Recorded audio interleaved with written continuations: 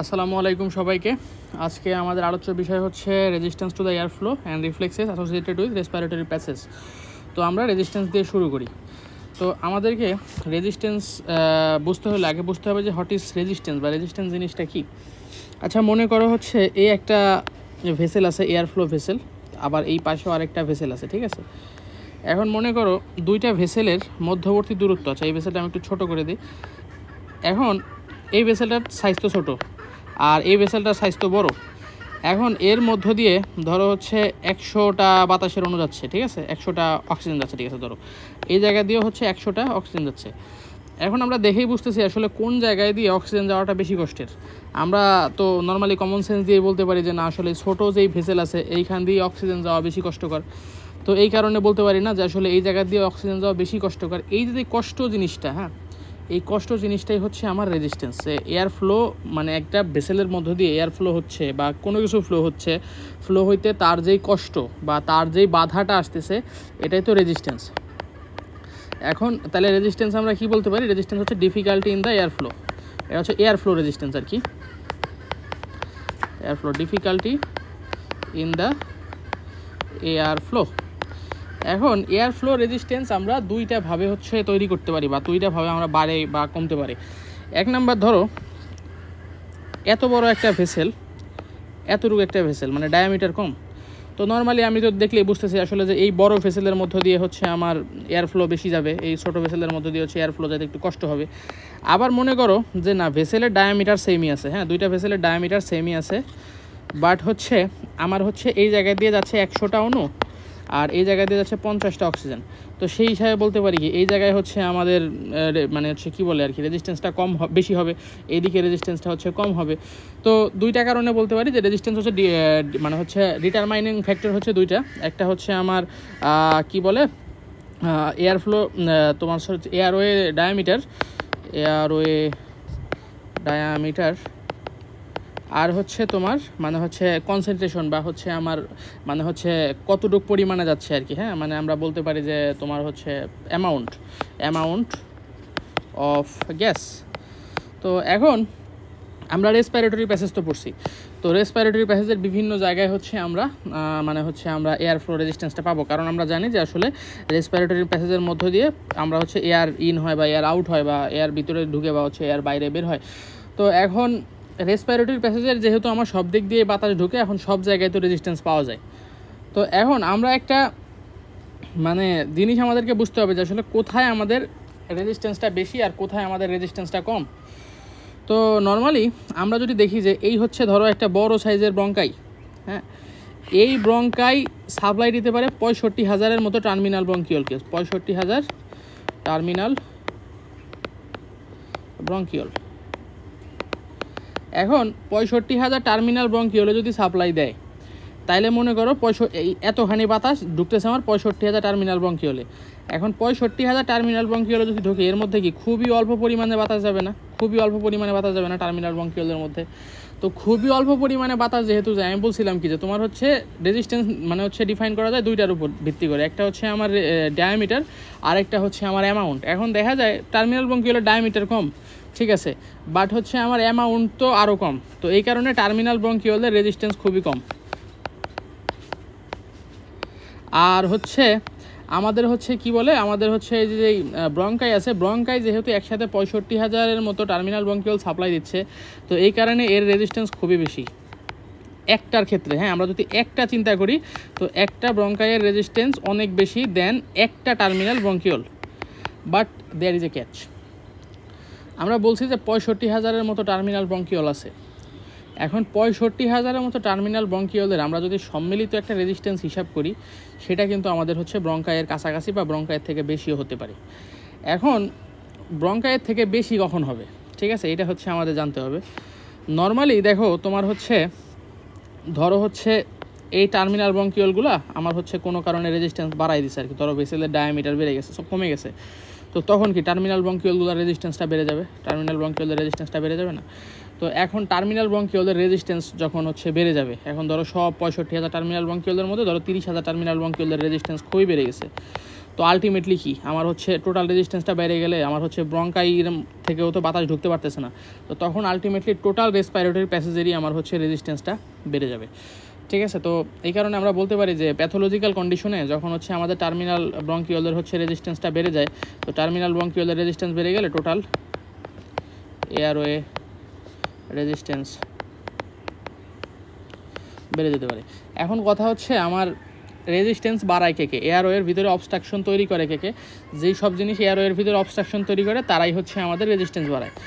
তো ধরো আমার হচ্ছে প্রথমে হচ্ছে এই একটা মানে হচ্ছে ভেসেলের ওয়াল আছে, এই জায়গায় হচ্ছে সেল আছে, ঠিক আছে, এই জায়গায় সেল আছে, এটা তো আমরা জানি নর্মাল আমার হচ্ছে কি সেল, ওই যে সিলিয়েটেড বা এপিথেলিয়াল সিলিয়েটেড সেল। তো এখন কোনো একটা কারণে এইদিকে হচ্ছে পানি ঢুকতেছে, এদিকে কি ঢুকতেছে? পানি। কোনো কারণে, যে কোনো কারণ হতে পারে, মানে হচ্ছে অসমোটিক গ্রেডিয়েন্ট তৈরি হওয়ার কারণে এদিকে হচ্ছে প্রচুর পরিমাণে পানি ঢুকতেছে। তো পানি ঢুকলে কি হবে? পানি ঢুকলে হচ্ছে আমার এই সেলগুলো ফুলে যাবে না, সেলগুলো ফুলে যাবে না।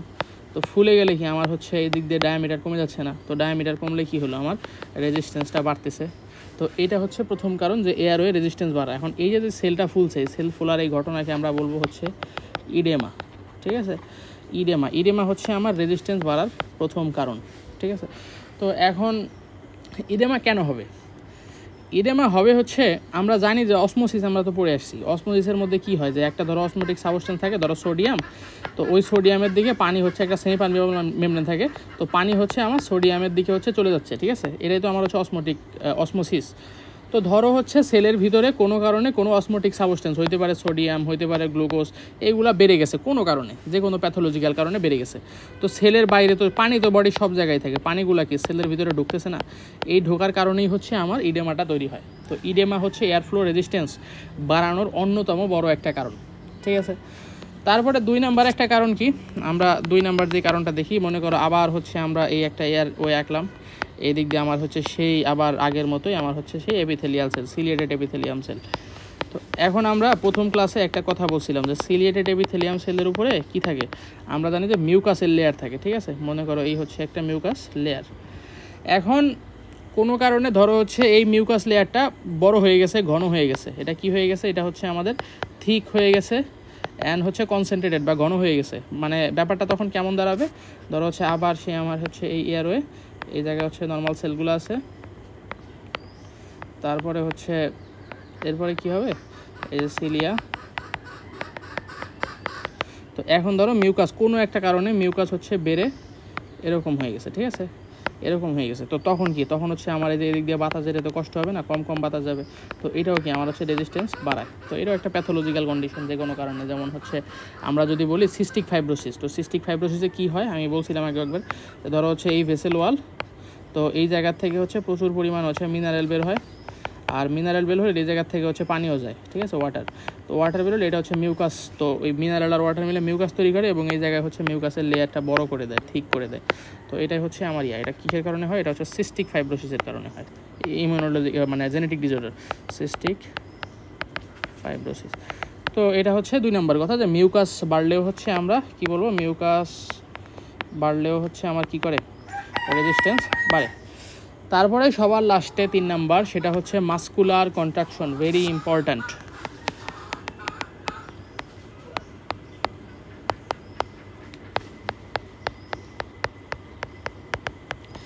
দেখো তোমার হচ্ছে আমরা ট্রাকিয়া বা ব্রঙ্কায়ের হিসাব বাদ, ট্রাকিয়া বা ব্রঙ্কায়ের ওয়ালে যদি আমরা দেখি, আসলে এই জায়গায় হচ্ছে আমরা জানি যে কার্টিলেজ থাকে। হ্যাঁ, কার্টিলেজ। তো এখন কার্টিলেজ যখন থাকে, তো কার্টিলেজ থাকলে ট্রাকিয়ার পিছনে যে ধরো যে স্মুথ মাসেল আছে এদিক দিয়ে, তো স্মুথ মাসেলগুলো ওইভাবে কন্ট্যাক্ট করলেও খুব বেশি ডায়ামিটারে চেঞ্জ হয় না ট্রাকিয়া বা ব্রঙ্কায়ের। ঠিক আছে, বাট ব্রঙ্কিওলে কি হয়? ব্রঙ্কিওল, এটা মনে করো একটা ব্রঙ্কিওল, তো ব্রঙ্কিওলের ওয়ালের নিচে আমরা জানি হচ্ছে এরকম স্মুথ মাসেল সেল থাকে। ঠিক আছে, স্মুথ মাসেল সেল। এখন স্মুথ মাসেল সেল তো আর আমরা কন্ট্রোল করতে পারি না। স্মুথ মাসেল সেল তাহলে কারা কন্ট্রোল করবে? স্মুথ মাসেল সেল কন্ট্রোল করবে হচ্ছে আমাদের autonomic nervous system. Autonomic nervous system হচ্ছে সেই নার্ভাস সিস্টেম যেই নার্ভাস সিস্টেমকে আমরা নিজেরা কন্ট্রোল করতে পারি না, যেটা আমাদের ইচ্ছায় চলে না, যেটা অটোমেটিক্যালি বডির কন্ডিশন অনুযায়ী নিজেকে চেঞ্জ করে। তো এটা হচ্ছে অটোনমিক নার্ভাস সিস্টেম। তো এখন অটোনমিক নার্ভাস সিস্টেমের 2টা পার্ট, একটা হচ্ছে আমরা জানি প্যারাসিম্প্যাথেটিক নার্ভাস সিস্টেম, আরেকটা হচ্ছে আমরা জানি সিম্প্যাথেটিক নার্ভাস সিস্টেম। তো এখন অটোনমিক নার্ভাস সিস্টেম হচ্ছে মেইনলি আমাদের এই মাসেল কন্ট্রাকশনে হেল্প করে। এবং দেখো মাসেল যদি কন্ট্রাকশন হয় তাইলে কি আমার হচ্ছে এই দিকে হচ্ছে আমার ডায়ামিটারটা কমে যাবে। তো মাসেল কন্ট্রাকশন হলে হচ্ছে আমার কি ডায়ামিটার কমে যাবে আর হচ্ছে রেজিস্ট্যান্স বেড়ে যাবে। আবার হচ্ছে রিল্যাক্সেশন হলে ডায়ামিটার বেড়ে যাবে আর হচ্ছে কী বলে আর কি আমাদের হচ্ছে রেজিস্ট্যান্সটা কমে যাবে। এখন আমাদেরকে বুঝতে হবে অটোনমিক নার্ভাস সিস্টেমের কোন পার্ট কীভাবে কাজ করে। একটা মানে সিনারিও চিন্তা করো, সিম্প্যাথেটিক নার্ভাস সিস্টেমকে বলা হয় হচ্ছে ফ্লাইট অ্যান্ড ফাইট রেসপন্স, ঠিক আছে, ফাইট অ্যান্ড ফ্লাইট রেসপন্স। তো এখন ফাইট অ্যান্ড ফ্লাইট মানে কি, মনে করো হচ্ছে আমি মারামারি করতেছি বা হচ্ছে আমার কোনো একটা ইমার্জেন্সি সিচুয়েশন বডিতে, হ্যাঁ কোনো একটা ইমার্জেন্সি সিচুয়েশন বডিতে, তখন হচ্ছে যেই নার্ভাস সিস্টেমটা স্টিমুলেট হয় সেটাই হচ্ছে আমাদের সিম্প্যাথেটিক নার্ভাস সিস্টেম। এখন তোমার নর্মাল, আমি পাথরটা পরে বলতেছি, তোমার নর্মাল বিবেক কী বলে, ধরো হচ্ছে তোমাকে একটা বাঘ ধাওয়া দিছে, ঠিক আছে। তো যখন বাঘ ধাওয়া দেয় তখন কি আমার হচ্ছে ধরো দৌড়াইলাম বা বাঘ ধাওয়া দিলাম, বা হচ্ছে আমার ধরো আমি ফুটবল খেলতেছি, প্রচুর পরিমাণে এক্সারসাইজ করতেছি। তো এক্সারসাইজ করার পর কি আমি জোরে জোরে নিঃশ্বাস নিই না, আমার রেসপিরেটরি রেটটা বেড়ে যায় না। নর্মালি আমি তো মিনিটে আগে ধরো হচ্ছে 12 বার নিঃশ্বাস নিতাম, এখন 20 বার 25 বার আমি নিঃশ্বাস নিতেছি। তো রেসপিরেটরি রেট যখন বাড়ে তখন বডি আসলে কম্পেনসেট করতে চায়, মানে বডি বুঝে যে না আসলে আমার বডিতে এখন প্রচুর পরিমাণে বাতাস দরকার। তো তখন আমার কি এয়ার ফ্লোটা কি মানে হচ্ছে অবস্ট্রাকশন করার দরকার, নাকি এয়ার ফ্লোটাকে হচ্ছে বড় করার দরকার, মানে হচ্ছে ডায়ালুশন করার দরকার, বা তোমার হচ্ছে আরও বড় সাইজ করা দরকার। অবশ্যই আমাদের তো এয়ার ফ্লোটার ডায়ামিটারকে বাড়ানো উচিত, বা হচ্ছে আমার রেজিস্ট্যান্সটা তখন কমানো দরকার, নাকি এটাই তো নর্মাল যে বেশি বেশি বাতাস ঢুকুক। এটা হচ্ছে 1 নাম্বার কথা। 2 নাম্বার কী হবে, 2 নাম্বার হচ্ছে আমার হচ্ছে এই জায়গায় যে মিউকাস ওয়াল থাকে, এই মিউকাস ওয়ালের থিকনেস কি তখন বাড়ানো দরকার নাকি তখন কমানো দরকার? অবশ্যই বলবা যে না ভাইয়া মিউকাস ওয়ালের থিকনেস আমার কমানো দরকার, নাকি থিকনেস কমানো দরকার না? মিউকাস ওয়ালের থিকনেস যদি কমে তাইলেই তো আমার হচ্ছে এই দিক দিয়ে বেশি বেশি বাতাস ঢুকতেছে।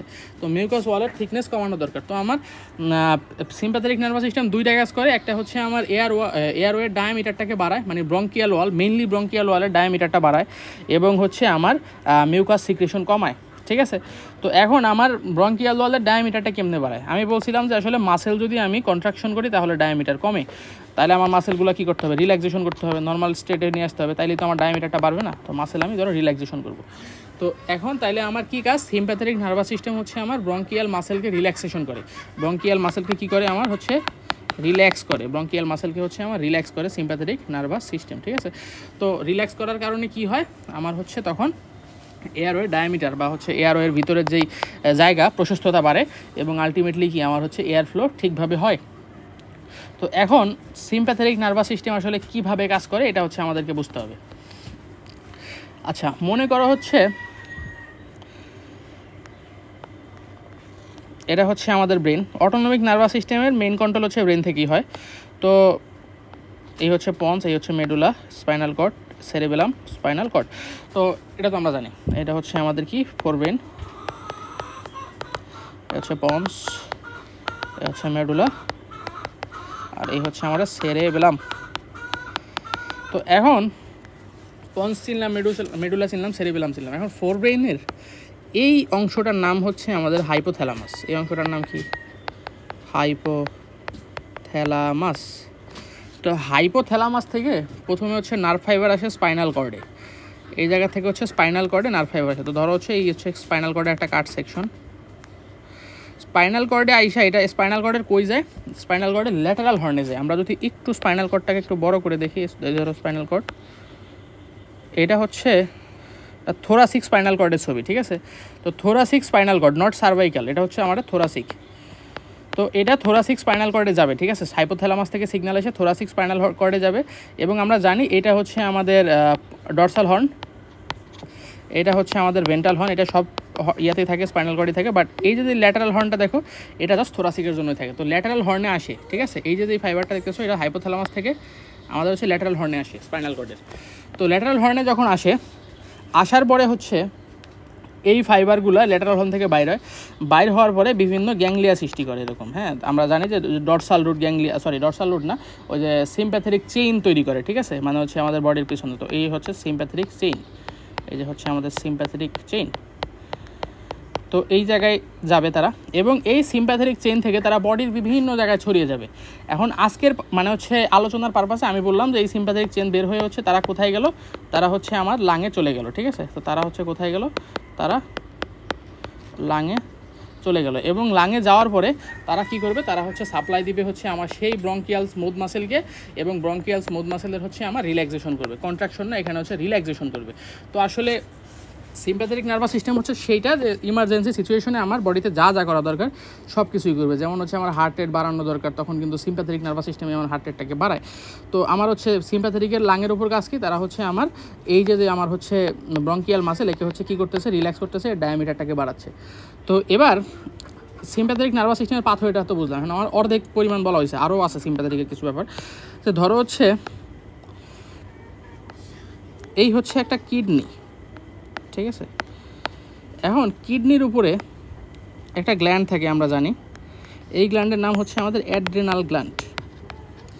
এখন অ্যাড্রেনাল গ্ল্যান্ডের দুইটা পার্ট, আমি যদি একটু আঁকি বাইরে, অ্যাড্রেনাল গ্ল্যান্ডের হচ্ছে দুইটা পার্ট। ভিতরের পার্টটাকে বলে হচ্ছে মেডুলা, ভিতরের পার্টটাকে কি বলে, মেডুলা। এখন নর্মালি, আর বাইরের পার্টটাকে বলা হচ্ছে কর্টেক্স, বাইরের পার্টটাকে কী বলে, বাইরের পার্টটা হচ্ছে কর্টেক্স। যখন হচ্ছে আমার কোনো সিম্প্যাথেটিক স্টিমুলেশন আসে বডিতে, বা বডি ফাইট অ্যান্ড ফ্লাইট রেসপন্সে চলে যায়, তখন হচ্ছে অ্যাড্রেনাল মেডুলা খুবই স্টিমুলেট হয়, অ্যাড্রেনাল মেডুলা স্টিমুলেট হয়। এখন অ্যাড্রেনাল মেডুলা যখন স্টিমুলেট হয়, সে তার ব্লাড স্ট্রিমে একটা হরমোন রিলিজ করে, যেই হরমোনের নাম হচ্ছে নরএপিনেফ্রিন, এবং আরেকটা হরমোন রিলিজ করে, যে হরমোনের নাম হচ্ছে এপিনেফ্রিন।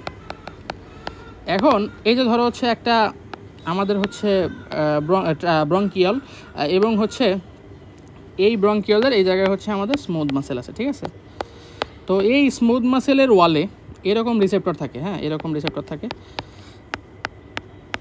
এই রিসেপ্টরের নাম হচ্ছে β2 রিসেপ্টর, হ্যাঁ, β2 রিসেপ্টর। তো এই রিসেপ্টরের নামটা তোমরা পরবর্তীতে যখন এন্ডোক্রাইন ফিজিওলজি পড়বা তখন আরও ভালো করে জানবা। তো এই β2 রিসেপ্টরে গিয়ে হচ্ছে আমার এই এপিনেফ্রিন এবং নরএপিনেফ্রিন বাইন্ড করে।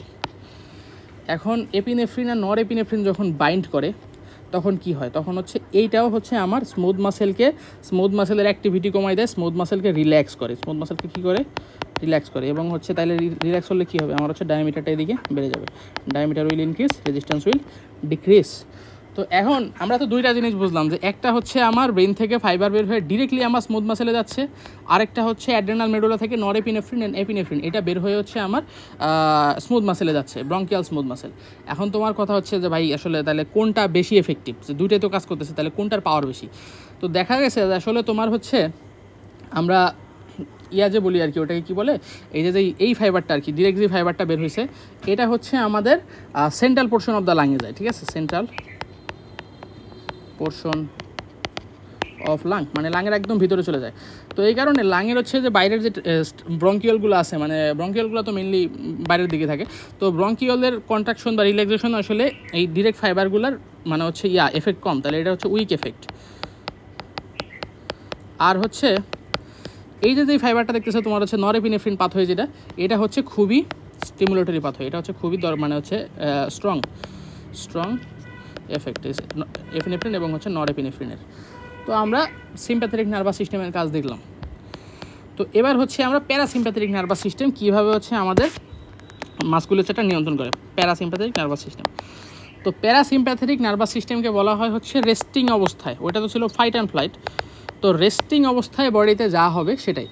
এখন মনে করো তোমাকে বাঘ ধাওয়া দিছিল, তুমি তো দেওয়ার পরে তোমার রেসপিরেটরি রেট বাড়ছে, এখন তুমি একটা সেফ জায়গায় চলে গেছো, চলে যাওয়ার পরে এখন তুমি তো নর্মালি আসো, ঠিক আছে, নর্মালি এখন তোমার ওই টেনশন শেষ, তোমার আর কোনো টেনশন নাই।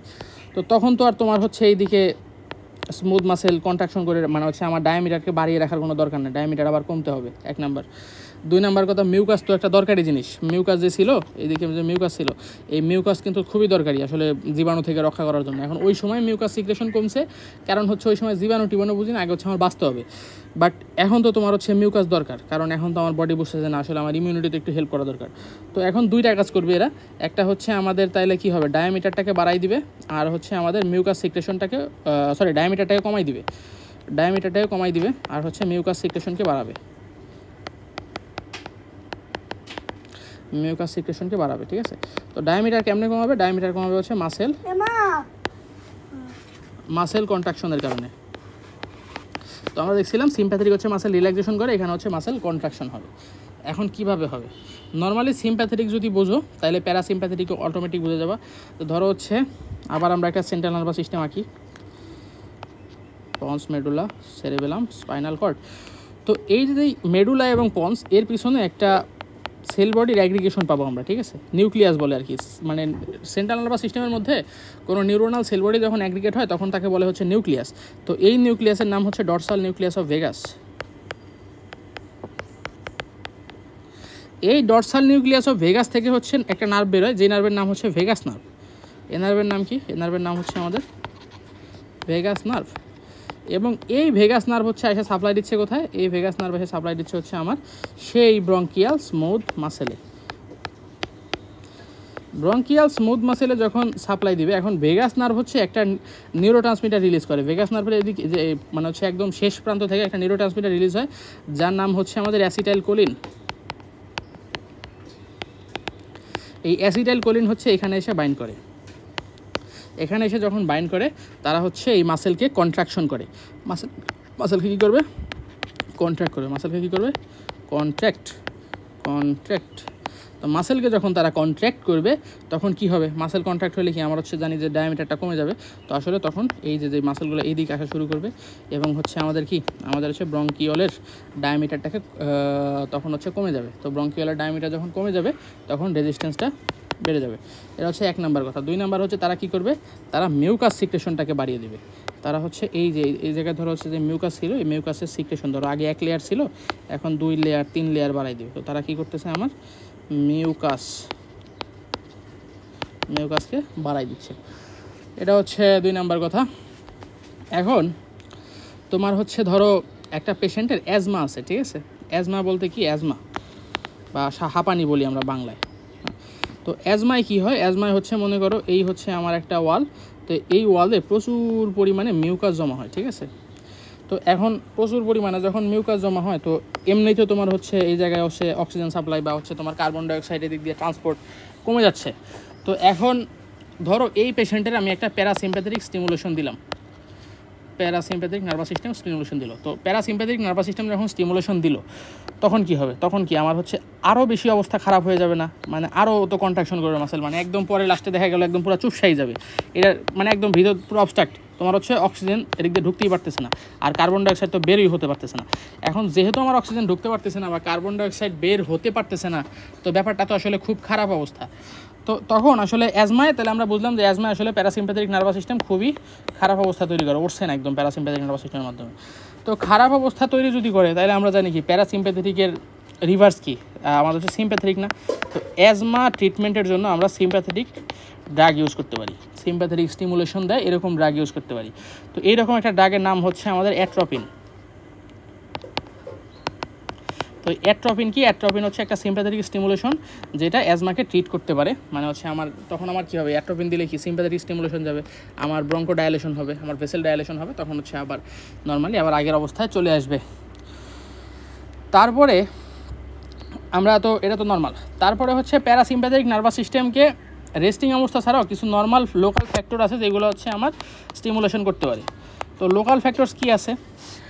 মনে করো আবার হচ্ছে একটা ভেসেল, এইখানে হচ্ছে ধরো কোনো নক্সিয়াস গ্যাস মানে হচ্ছে বিষাক্ত গ্যাস গেছে, অথবা সিগারেটের স্মোক গেছে, অথবা কোনো ইনফেকশন গেছে। তো ইনফেকশন গেলে বা হচ্ছে গ্যাস গেলে এগুলো তো বডি তার মানে হচ্ছে প্যাথোজেন বা বাইরের জীবাণু হিসাবে ট্রিট করে। তো ট্রিট করার কারণে কি আমার হচ্ছে তখন ব্রঙ্কিয়াল কনস্ট্রিকশন হবে, যে না ভাই তুই ভিতরে যাইস না। তো এটা হচ্ছে তখন প্যারাসিম্প্যাথেটিক নার্ভাস সিস্টেমকে স্টিমুলেট দেয়, ঠিক আছে। তো মানে হচ্ছে আমরা বলতে পারি যে না সিগারেট স্মোকিং বা হচ্ছে নক্সিয়াস গ্যাস বা মানে হচ্ছে ব্রঙ্কিয়াল ইনফেকশন যাই বলে এটা হচ্ছে প্যারাসিম্প্যাথেটিক নার্ভাস সিস্টেমকে স্টিমুলেশন করে। এবং এটার সাথে কিন্তু একটা ক্লিনিক্যাল রিলেশন আছে আর কি, হ্যাঁ, যে সিগারেটের স্মোক এটা কী করছে বললাম যে প্যারাসিম্প্যাথেটিক নার্ভাস সিস্টেমকে স্টিমুলেশন দেয়। তো প্যারাসিম্প্যাথেটিক নার্ভাস সিস্টেম কি? আমার হচ্ছে রেস্টিং না। প্যারাসিম্প্যাথেটিক নার্ভাস সিস্টেম যদি স্টিমুলেশন হয় তো এটা তো রেস্টিং অবস্থা নার্ভাস সিস্টেম। তো নর্মালি একটা মানুষ, তুমি তো আর বাঘের দেওয়া খাইতে তোমার পছন্দ হবে না, তোমার তো নর্মাল রেস্টিংয়েই ভালো লাগবে, ঠিক আছে। তো এই কারণে আসলে সিগারেট খেলে যেহেতু প্যারাসিম্প্যাথেটিক নার্ভাস সিস্টেম স্টিমুলেশন হয়, তো এটা আসলে ব্রেনকে মানে হচ্ছে রেস্টিং অবস্থায় নিতে সাহায্য করে। এই কারণে মানে হচ্ছে মানুষের আসক্তিটা ওই কারণেই আসে যে না, সিগারেট খেলে আসলে মানুষের ডিপ্রেশন বলো বা হচ্ছে যে মানে কী বলে আর কি, অ্যাংজাইটি সব কমে আর কি। যাই হোক, তো এইসব অবশ্যই সিগারেট খাওয়া খুব খারাপ স্বাস্থ্যের পক্ষে, মানে এটা মানে কোনোভাবেই আমি মানে কি বলে আর কি, ওটা কি বলে, আমি ওভার হাইপ করতেছি না, আমি জাস্ট মেকানিজমটা বললাম যে আসলে cigarette smoke can stimulate parasympathetic nervous system. তারপরে হচ্ছে তোমার হচ্ছে ব্রঙ্কোকনস্ট্রিকশন আরেকভাবে হতে পারে, যে ধরো হচ্ছে এই একটা ভেসেল আছে, তো এখন এই জায়গায় হচ্ছে একটা অ্যাম্বোলি জমা হয়েছে। এখন অ্যাম্বোলি জিনিসটা কি? অ্যাম্বোলাই, তো অ্যাম্বোলাই জিনিসটা হচ্ছে, মনে করো একটা ভেসেল আছে, এই ভেসেলের মধ্যে একটা থ্রোম্বোসাইটিক প্লাগ জমা হয়েছে ব্লাড ভেসেলের মধ্যে। এটা একটা ব্লাড ভেসেল, ঠিক আছে, এটা একটা ব্লাড ভেসেল। এখন যদি এই প্লাগটা তোমার হচ্ছে এই জায়গায় জমা থাকে, তখন এটা বলি প্লাগ, আর বা থ্রোম্বাস বলি, এটা কি বলি, এটা বলি থ্রোম্বাস। এখন এটা যদি চলাচল শুরু করে, মনে করো এটা এই জায়গা থেকে উঠে মানে বডির বিভিন্ন জায়গায় সার্কুলেশন করতেছে, তো এটা যদি সার্কুলেশন করে তখন এটাকে বলবো হচ্ছে অ্যাম্বোলাই। তো এখন দেখা যায় তোমার হচ্ছে অনেক সময় তোমার পালমোনারি ভেসেলও অ্যাম্বোলাই জমা হতে পারে, তখন আমার প্যারাসিম্প্যাথেটিক নার্ভাস সিস্টেম স্টিমুলেশন হতে পারে। ঠিক আছে, তো আমরা sympathetic nervous system, parasympathetic nervous system বুঝলাম। তো আমরা জানি যে এয়ারওয়ে রেজিস্ট্যান্স কন্ট্রোল করে হচ্ছে মেইনলি, আবার বলতেছি, মিউকাস সিক্রেশন। ইডেমা হলে এয়ারওয়ে রেজিস্ট্যান্স বাড়িয়ে দিতে পারে, মিউকাস হলে বাড়িয়ে দিতে পারে। আর হচ্ছে সবচেয়ে বেশি কন্ট্রোল করে যারা, সেটা হচ্ছে মাস্কুলার কন্ট্রাকশন করলে রেজিস্ট্যান্স বাড়ে, আর হচ্ছে রিল্যাক্সেশন করলে আমার হচ্ছে রেজিস্ট্যান্স কমে। সিম্প্যাথেটিক নার্ভাস সিস্টেম হচ্ছে রিল্যাক্সেশন করে, প্যারাসিম্প্যাথেটিক নার্ভাস সিস্টেম হচ্ছে আমার কন্ট্রাকশন করে। ঠিক আছে, তো এবার আমরা দুইটা রিফ্লেক্স পড়বো। আসলে আমাদের হচ্ছে রেসপিরেটরি প্যাসেজের দুইটা রিফ্লেক্স। তো প্রথম রিফ্লেক্সের নাম হচ্ছে কফ রিফ্লেক্স।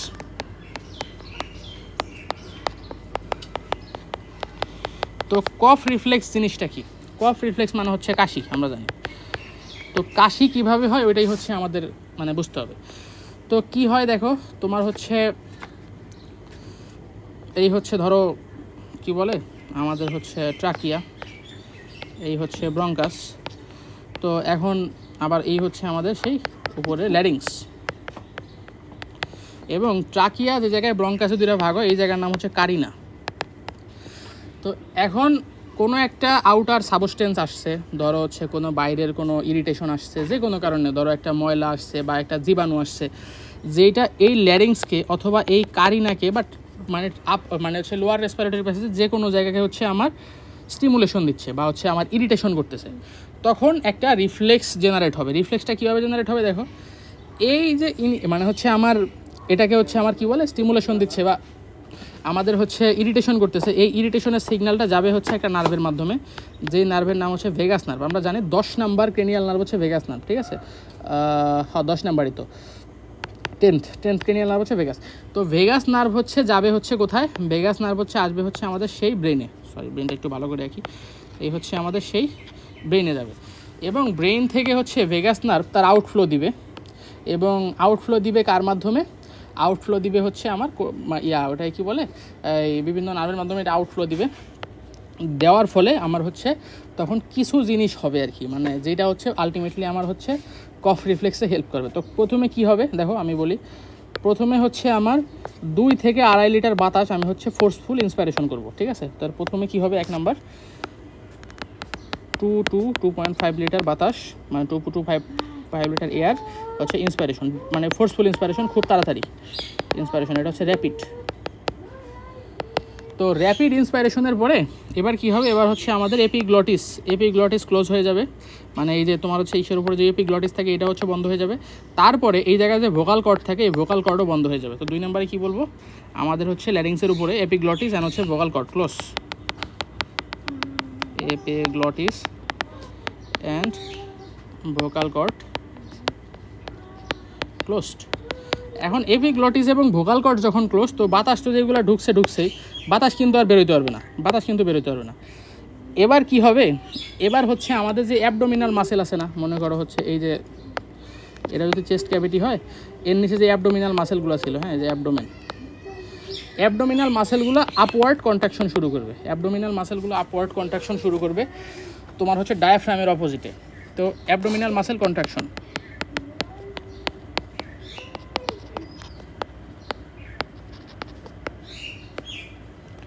অ্যাবডোমিনাল মাসেলগুলো যখন কন্ট্রাকশন শুরু করবে এর সাথে সাথে আমার যে ইন্টারনাল ইন্টারকোস্টাল ছিল না, যে এক্সপাইরেটরি মাসেল, ওইটাও কন্ট্রাক্ট করবে।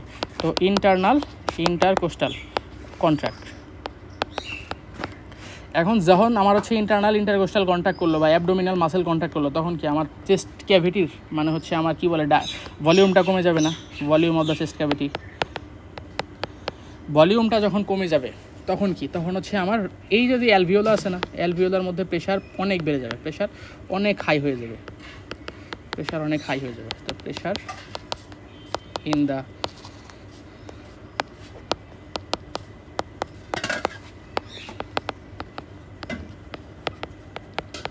প্রেশার ইন দ্য অ্যালভিওলি অনেক হাই হয়ে যাবে। এখন প্রেশার ইন দ্য অ্যালভিওলি যখন হাই হয়ে যাবে তখন কি হবে, তারপর হলো ঠাস করে হচ্ছে আমার ভোকাল কর্ড আর হচ্ছে এপিগ্লটিসটা খুলে যাবে। এই যে ল্যারিংসের উপরে যে ভোকাল কর্ড এপিগ্লটিস ছিল এটা খুলে যাবে, হ্যাঁ, এই যে ল্যারিংস ছিল ওই জায়গায়।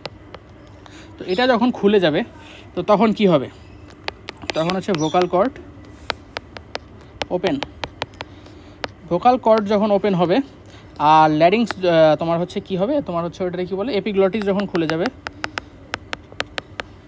তখন যেহেতু আমার প্রচুর প্রেশার বাড়ছিল তখন কি প্রচুর পরিমাণে বাতাস এদিক দিয়ে বের হতে থাকবে না, প্রচুর পরিমাণে বাতাস এদিক দিয়ে বের হতে থাকবে না, তো ফোর্সফুল এক্সপাইরেশন হবে। এবং ফোর্সফুল এক্সপাইরেশনের সময় এই যে ভোকাল কর্ড তো তোমার এদিক দিয়ে থাকে, হ্যাঁ, তো এই যে ধরো হচ্ছে যদি আমি উপর দিয়ে একটা কাট সেকশন দিই, তো এই যে এইটার কাট সেকশন দিয়েছে, তো এই হচ্ছে আমার দুটা ভোকাল কর্ড, এটা আগে ক্লস ছিল এখন খুলছে। এখন যেহেতু এদিক দিয়ে প্রচুর পরিমাণে বাতাস বের হচ্ছে, তো ভোকাল কর্ডে হচ্ছে একটা মানে হচ্ছে প্রচুর পরিমাণে নাড়াচাড়া করবে, যেটা হচ্ছে আমরা খট করে বা হচ্ছে খক করে একটা সাউন্ড দিব, যেটা হচ্ছে কফ সাউন্ড হিসাবে আমরা চিনি, কফ সাউন্ড। হ্যাঁ, এখন কফ সাউন্ড হিসাবে তো আমরা চিনলাম, তো ফোর্সফুল এক্সপাইরেশনের কারণে আমরা কফ সাউন্ড প্রডিউস হলো। ফোর্সফুল এক্সপাইরেশনের বেগ কত হবে, 75 to 100 মাইলস পার আওয়ার। তো এটাই হচ্ছে ওভারঅল কফ রিফ্লেক্স। তো ওভারঅল কফ রিফ্লেক্স কি আমরা যদি বলি, আবার যদি একটু দেখাই, তোমার হচ্ছে এই হচ্ছে ট্রাকিয়া ছিল, এইদিকে হচ্ছে দুইটা মানে হচ্ছে ভাগ হয়ে গেছে, তো এখন এই উপরে ল্যারিংস ছিল, এই কারিনা। এখন ধরো এই জায়গায় কোনো একটা অবস্ট্রাকটিভ এলিমেন্ট বা হচ্ছে কোনো কিছু এসে জমা হয়েছে, তো এই সিগন্যাল ব্রেইনে যাবে, ব্রেন থেকে হচ্ছে আবার দ্বিতীয় সিগন্যালটা আসবে। এখন দ্বিতীয় সিগন্যাল আসার পর কী হবে, প্রথমে প্রচুর পরিমাণে বাতাস ঢুকবে, বাতাস ঢোকার পরে এইটা বন্ধ হয়ে যাবে, মানে হচ্ছে আমার ল্যারিংসের উপরে যেই ভোকাল কর্ড আর হচ্ছে এপিগ্লটিস ছিল এটা বন্ধ হয়ে যাবে। বন্ধ হয়ে যাওয়ার কারণে কি, আমার লাং তো ফুলে আছে, এবার হচ্ছে আমার কি হবে, এবার হচ্ছে আমার অ্যাবডোমিনাল মাসেলগুলো কন্ট্যাক্ট করবে, ইন্ট্রাপ্লুরাল প্রেশার হচ্ছে আমার বেড়ে যাবে। ইন্ট্রাপ্লুরাল প্রেশার যখন ইন্ট্রাপ্লুরাল প্রেশার হচ্ছে আমার মানে থোরাসিক ক্যাভিটির ভলিউমটা কমবে। তো থোরাসিক ক্যাভিটির ভলিউমটা যখন কমে আমার হচ্ছে লাংয়ের উপর প্রচুর প্রেশার পড়বে, লাংয়ের উপর যখন প্রচুর প্রেশার পড়বে আমার হচ্ছে অ্যালভিওলার প্রেশারটাও বেড়ে যাবে, এবং অ্যালভিওলার প্রেশারটা যখন বেড়ে যায় তখন হচ্ছে কি প্রচুর পরিমাণে বাতাস হচ্ছে এদিক দিয়ে বের হতে যাবে, কিন্তু বাতাস চাইলেই বের হতে পারবে না কারণ এটা বন্ধ। তখন কী হবে, সাডেনলি এটা ওপেন হয়ে যাবে এবং সব বাতাস সাই করে দিক দিয়ে বের হবে। এদিকে ভোকাল কর্ড থাকে, ভোকাল কর্ডে হচ্ছে আমার স্টিমুলেশন বা হচ্ছে মানে ভোকাল কর্ডে আমার হচ্ছে কী বলে ভাইব্রেশন হবে। তো ভাইব্রেশন যখন হয় এটা হচ্ছে ভাইব্রেশন হবে।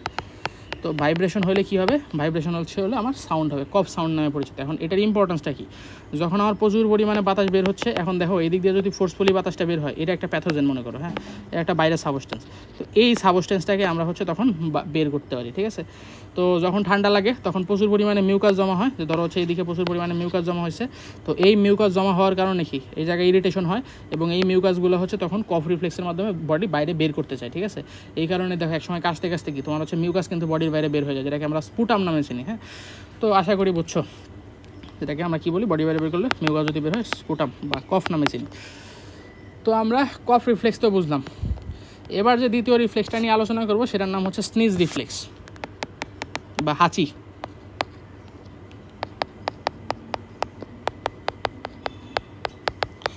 তো কফ রিফ্লেক্স যদি বোঝো তাহলে হচ্ছে স্নিজ রিফ্লেক্স একদম সহজ। ধরো হচ্ছে কফ রিফ্লেক্স তো হয়েছিল লোয়ার রেসপিরেটরি ট্র্যাক্ট, মানে হচ্ছে তোমার ট্রাকিয়া বা হচ্ছে তোমার কারিনা ব্রঙ্কাই ওইদিকে হয়েছিল। স্নিজ রিফ্লেক্স হবে তোমার হচ্ছে নেজাল পাথওয়েতে, মনে করো এই হচ্ছে আমাদের নাক মুখ, তো এই দিকে যে পাথওয়ে এই জায়গায় যদি কোনো ইরিটেশন হয়, তো এই জায়গায় ইরিটেশন হলে তো তোমার কি হবে, সেম কাহিনী, এই জায়গায় দিয়ে তোমার সিগন্যাল যাবে ব্রেনে। তো তবে এই জায়গায় সিগন্যাল যাবে হচ্ছে ভেগাস নার্ভের মাধ্যমে না, এটা যাবে হচ্ছে আমাদের ট্রাইজেমিনাল নার্ভের মাধ্যমে, ট্রাইজেমিনাল নার্ভ। এখন কথা হচ্ছে ট্রাইজেমিনাল নার্ভের মাধ্যমে এটা যাবে। ট্রাইজেমিনাল নার্ভ কত নাম্বার নার্ভ, ট্রাইজেমিনাল নার্ভ হচ্ছে ক্রেনিয়াল নার্ভ 5, হ্যাঁ, CNV লেখে, এভাবেই লেখে। তো ট্রাইজেমিনাল নার্ভের মাধ্যমে এটা যখন যাবে, তারপর হচ্ছে ব্রেন থেকে আবার উল্টা সিগন্যালের দিকে আসবে। আসার পরে হচ্ছে এইদিকে হচ্ছে সেম, যে তুমি হচ্ছে প্রচুর পরিমাণে বাতাস নিজের মধ্যে নিবা। তারপরে হচ্ছে নেওয়ার পরে এই জায়গায় হচ্ছে তোমার বন্ধ হবে, ওই জায়গায় তো বন্ধ হয়েছিল এপিগ্লোটিস আর হচ্ছে কী বলে আমাদের হচ্ছে ভোকাল কর্ড। এই জায়গায় বন্ধ হবে হচ্ছে আমার উভুলা। এই যে ধরো হচ্ছে উভুলা থাকে এদিকে, তো উভুলা বা হচ্ছে আমরা আলজিব্বা বলি বাংলা যেটাকে, উভুলা হচ্ছে নিচের দিকে চলে যাবে এবং হচ্ছে একটা অবস্ট্রাকশন তৈরি করবে। তারপর হচ্ছে উভুলা আবার উপরে চলে আসবে, জায়গাটা ফাঁকা হবে, আবার হচ্ছে প্রচুর পরিমাণে বাতাস এদিক দিয়ে বের হবে। তো বের হলে এদিক দিয়ে আমরা যেটাকে স্নিজ বা হাঁচি নামে চিনি। এবং এই জায়গাও সেম কাহিনী, তোমার হচ্ছে কফ রিফ্লেক্স যেরকম হচ্ছে তোমার প্যাথোজেনকে বের করতে চাইছিল, এই জায়গাও ধরো হচ্ছে এরকম কোনো একটা প্যাথোজেন আসছে, যেটা হচ্ছে স্নিজ রিফ্লেক্সের কারণে প্রচুর পরিমাণে বাতাস যেহেতু একসাথে বের হচ্ছে, যেটার কারণে হচ্ছে আমার কি মানে হচ্ছে আমার এই প্যাথোজেনটা বডির বাইরে বের হয়ে যাচ্ছে, ঠিক আছে। তো এটাই হচ্ছে স্নিজ রিফ্লেক্স। তো আশা করি কফ রিফ্লেক্স, স্নিজ রিফ্লেক্স বুঝছো। আজকে খুব বেশি কিছু পড়াই নেই, মানে হচ্ছে আমরা জাস্ট মানে হচ্ছে কী বলে মানে resistance, air flow resistance current নিয়ন্ত্রণ করে, দুটো রিফ্লেক্স, এটাই পড়াইছি। তো আশা করি বুঝছো। নেক্সট ক্লাসে ইনশাল্লাহ আমরা অন্য কোনো টপিক নিয়ে আলোচনা করব। সেই পর্যন্ত সবাই ভালো থাকো, সুস্থ থাকো। আসসালামু আলাইকুম।